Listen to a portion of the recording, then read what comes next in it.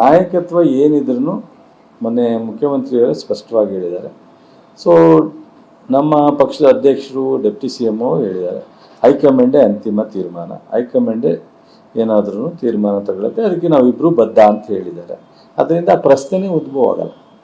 ನಾನಂತ ಅನ್ಕೊಳ್ಳೋದು, ನಾವೆಲ್ಲ ಚರ್ಚೆ ಮಾಡುವಂಥ ಅವಶ್ಯಕತೆ ಇಲ್ಲ ಅಂತ ಅನ್ಕೊಂಡಿದ್ದೀನಿ.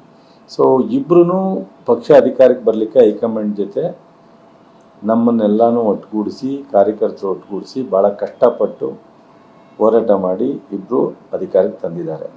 ಸೊ ಇಬ್ಬರೂ ಅವತ್ತಿಂದ ಇವತ್ತವರೆಗೂ ಸತಾಯ ಬಿ ಜೆ ಪಿಯವರು, ಜೆ ಡಿ ಎಸ್ ಅವರು, ಮಾಧ್ಯಮದವರು ಏನಾರು ಮಾಡಿ ಡಿಫರೆನ್ಸ್ ಮಾಡಬೇಕು ಅಂತ ಭಾಳ ಪ್ರಯತ್ನ ನಡೀತಾ ಇದೆ. ಯಾವ ಪ್ರಯತ್ನದಲ್ಲೂ ಪಾಪ ಮೀಡಿಯಾದವರು ಸಕ್ಸಸ್ ಆಗಿಲ್ಲ, ಜೆ ಡಿ ಎಸ್ ಅವರು ಸಕ್ಸಸ್ ಆಗಿಲ್ಲ, ಬಿ ಜೆ ಪಿಯವರು ಸಕ್ಸಸ್ ಆಗಿಲ್ಲ. ಅವರಿಬ್ಬರೂ ಅನ್ಯೋನ್ಯವಾಗಿ ಒಂದು ದಿವಸನೂ ಈ ಕಡೆ ಮಖ ತಿರುಗಿಸಿಲ್ಲ ಇಬ್ಬರೂ. ಅವರಿಗೆ ಇಬ್ಬರಿಗೂ ಪಕ್ಷದ ಹೈಕಮಾಂಡ್ ಮೇಲೆ ಅಪಾರವಾದಂಥ ಗೌರವ, ನಂಬಿಕೆ ಇದೆ. ಸಿದ್ದರಾಮಯ್ಯವ್ರಿಗೂ ಇದೆ, ಡಿ ಕೆ ಶಿವಕುಮಾರ್ಗೂ ಇದೆ. ಜೊತೆಗೆ ಪಾರ್ಟಿ ಯಾವತ್ತೂ ಡ್ಯಾಮೇಜ್ ಆಗಬಾರ್ದು ಅನ್ನೋದು ಅವರಿಬ್ಬರ ಒಂದು ಅಲ್ಟಿಮೇಟ್ ಇದು. ಸೊ ಮತ್ತೆ ಪವರಿಗೆ ತರೋ ಅಂಥ ಕೆಲಸನೂ ನಾವು ಮಾಡಬೇಕು ಅನ್ನೋ ಜವಾಬ್ದಾರಿನೂ ಸಹ ಅವ್ರು ನಿರ್ವಹಿಸ್ತಾರೆ. ಅನೇಕ ಬಾರಿ ನಮಗೆಲ್ಲ ಅನೇಕ ಮಾರ್ಗದರ್ಶನ ಕೊಡ್ತಾ ಇದ್ದಾರೆ.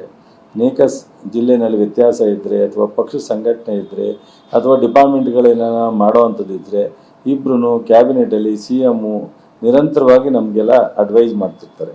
ಅದರಿಂದ ಬಹುಶಃ ಒಂದು ರೀಶಪ್ಪಲ್ಲೂ ಅದು ಯಾವುದೇ ಪ್ರಾಬ್ಲಮ್ ಇಲ್ಲ, ನಥಿಂಗ್ ಪ್ರಾಬ್ಲಮ್, ಅಥವಾ ಯಾರೂ ವಿರೋಧ ಇಲ್ಲ ರೀಶಫಲ್ ಮಾಡಲಿಕ್ಕೆ.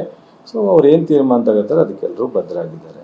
ಬಟ್ ಈ ಅಧಿಕಾರ ಇದು ನಾಯಕತ್ವ ಬದಲಾವಣೆ ಏನಿದ್ರೂ ಸಿದ್ದರಾಮಯ್ಯನವರು, ಡಿ ಕೆ ಶಿವಕುಮಾರ್, ಪಕ್ಷದ ಹೈಕಮಾಂಡ್ ಅವ್ರ 3 ಜನ ಮುಂದೆನೇ ತೀರ್ಮಾನ ಆಗುತ್ತೆ ವಿನ ಎಲ್ಲೂ ಇದು ಬೀದಿಗೆ ಬರುವಂಥ ಪರಿಸ್ಥಿತಿ ಬರಲ್ಲ.